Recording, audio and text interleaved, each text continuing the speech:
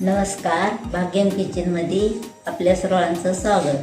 तरी मी आज गव्हाच्या शेवयाचा घरगुती उपमा करून दाखवणार आहे. तरी आपण करायला सुरुवात करू.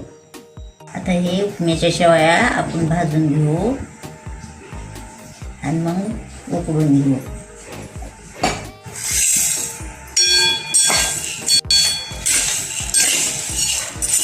शेवया भाजून घेतलेत आपण.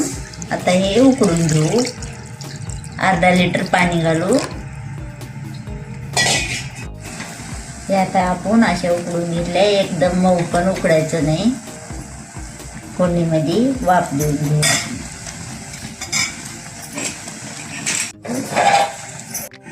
आता आपण त्याची फोडणी करून घेऊ.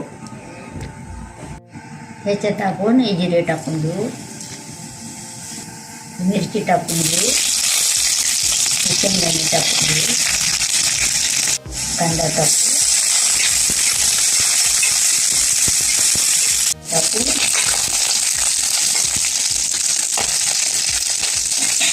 टमाटर टाकू, एक टमाटर घेतले, एक कांदा, एक टमाटर, वटाणे टाकू, गावरान वटाणे टाकले घेतले,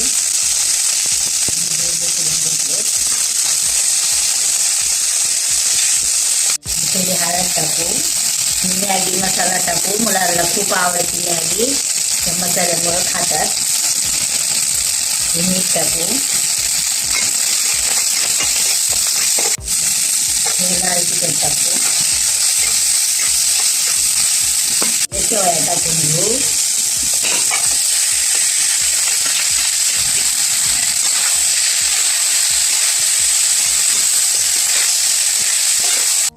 हे थोडा लिंबू पिळून घेऊ. मीठ टाकू. उपमा खायला तयार झाला.